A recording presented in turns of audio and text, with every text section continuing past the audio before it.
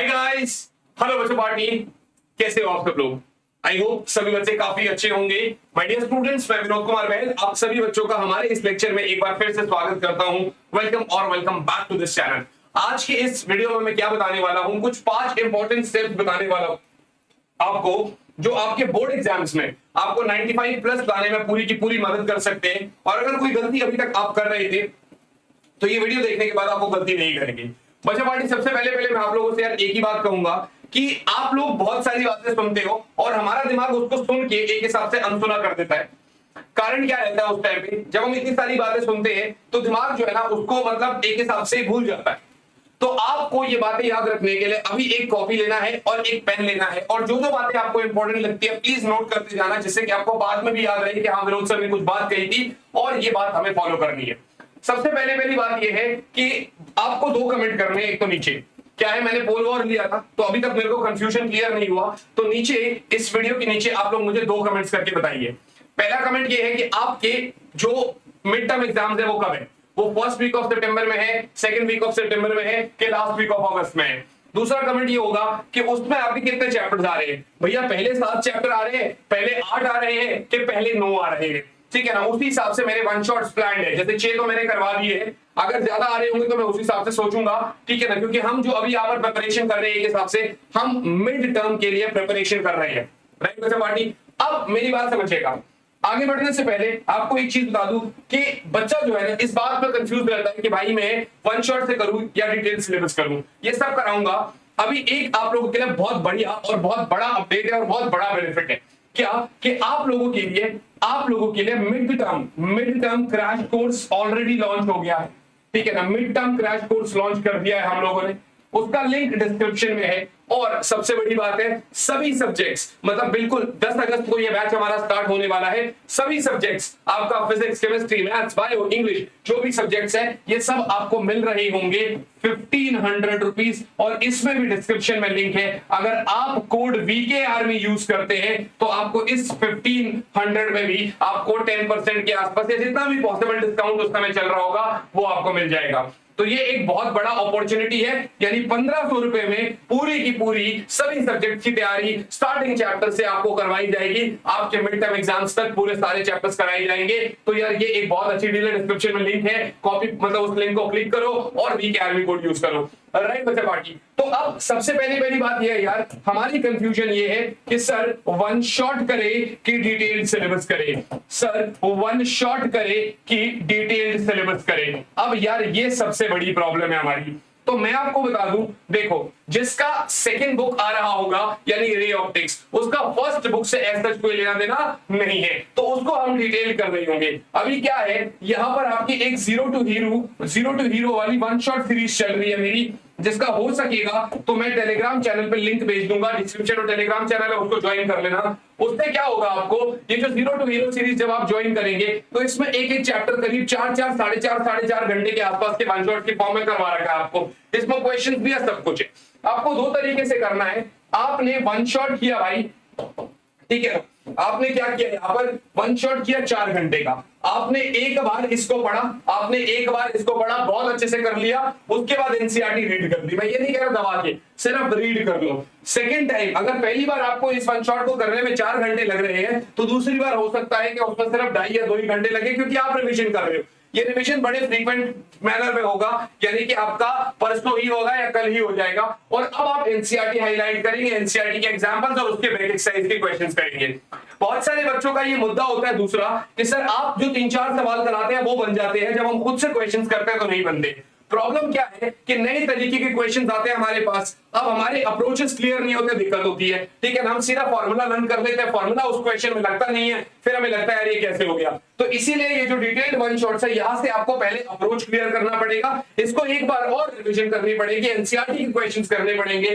फिर कोई भी एक किताब ले लो आप जिसमें एनसीईआरटी से रिलेटेड ही आपके क्वेश्चंस बने हो। मार्केट में बहुत सारी पब्लिकेशन है, चाहे कोई भी आप ले लो, मैं यहाँ पर किसी को भी पब्लिसाइज नहीं कर रहा है। तो यार ये पीवाईक्यूज आप करोगे वहां से, इससे आपका कॉन्फिडेंस बिल्ड होगा। इससे आपका कॉन्फिडेंस बिल्ड होगा। अलग अलग तरीके के क्वेश्चन आपके सामने आएंगे। अगर आपको एनसीईआरटी पढ़ रहे हो, आपको कोई लाइन समझ में नहीं आ रही, तो इन बुक्स में क्या होता है, उसी लाइन को उठाया जाता है, उसी लाइन के बिहाफ पे आपसे असर्शन रीजन के फॉर्म में एक क्वेश्चन पूछा जाता है, उसके रीजन दी जाते हैं, फिर बाद में उसका एक्सप्लेनेशन दी जाता है। तो आपसे वो एनसीईआरटी की लाइन जो समझ में नहीं आ रही थी, वो यहाँ पर आपको समझ में आ जाती है। जितने भी टॉपर बच्चे हैं उनसे एक बार आप पूछोगे तो वो कहेंगे हाँ जी सर, हमने ये पीवाईक्यूज तो लगाए ही लगाए हैं।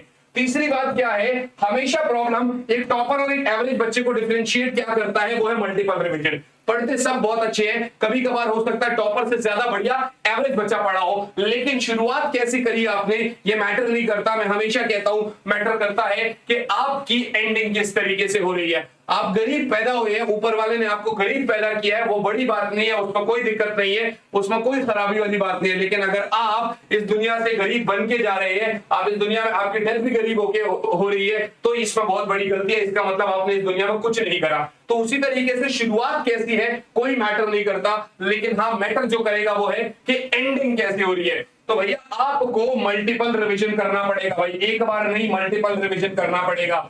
एक बंदा है जो एक तरीके की चीज को 100 बार प्रैक्टिस करता है, और एक बंदा है जो 100 चीजों को एक एक बार प्रैक्टिस करता है।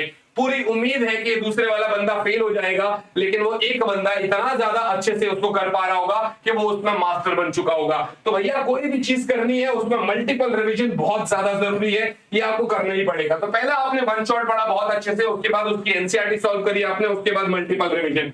अब क्योंकि यार आप लोगों का ये मिड टर्म एग्जाम है, ठीक है ना, तो 70 नंबर का पेपर हो रहा होगा, 70 नंबर का पेपर होगा पूरे एक बुक का। अब सीधा 3 घंटे बैठना और एकदम से पेपर करके आना बड़ा मुश्किल वाली बात है यार, इसमें बहुत दिक्कत होने वाली। तो आपको सर सैंपल पेपर तो सॉल्व करना ही पड़ेगा, आपको सैंपल पेपर तो सॉल्व करना ही पड़ेगा।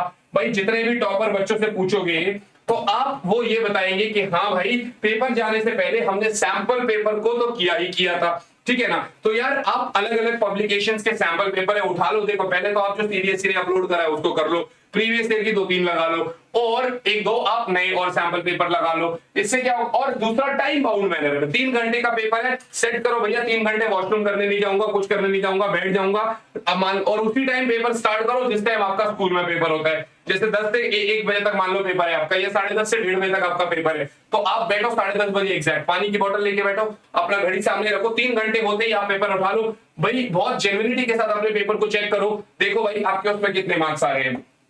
जब आप ये सारी चीजें कर लेंगे, जब आपने सैंपल पेपर भी कर लिया, जब आप इतना सब कुछ कर चुके हैं, तो अब आप उसके बाद उसी सैंपल पेपर को एनालाइज करेंगे। एक सैंपल पेपर जब आप कर रहे हैं तो अगले हफ्ते दूसरा करेंगे, और उसमें देखेंगे कि भाई पिछले वाले में जो गलतियां थी क्या इस वाले में तो नहीं हो रही है। अक्सर हमें ये बात पता नहीं चलती कि हमें क्या आता है क्या नहीं आता है। वो सैंपल पेपर जब करते हैं उसमें मान लो कूलम्ब्स लॉ के ऊपर क्वेश्चन आ गया, वो क्वेश्चन हमसे नहीं बनता, तो हमें समझ में आ गया कि यार कूलम्ब्स लॉ के टॉपिक को रिवाइज करने की जरूरत है, तो लिखते रहेंगे।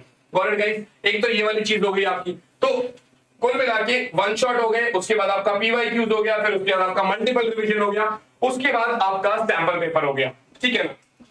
और ये जो सैंपल पेपर है, जो 5वां स्टेप था वो यही था। सैंपल पेपर भी आप ऐसे नहीं बैठोगे, आप प्रॉपर तरीके से बैठेंगे, आप प्रॉपर टाइम बाउंड मैनर में बैठेंगे, ठीक है ना, और बहुत जेन्युइनिटी के साथ आप उसको चेक करेंगे। और इसमें जो सबसे बड़ी गलती करते हैं बच्चे, डाउट्स जो है ना वो आप ऑन द स्पॉट सोल्यूशन देख लेते हो, ठीक है ना, फिर आपको लगता है मुझे तो आ गया, ये नहीं करना है, डाउट को क्लिक करना है, अपने स्कूल में जाओ, अपने कोचिंग में जाओ, टीचर से पूछो सर ये समझ में नहीं आया, वो आपको समझाएगा।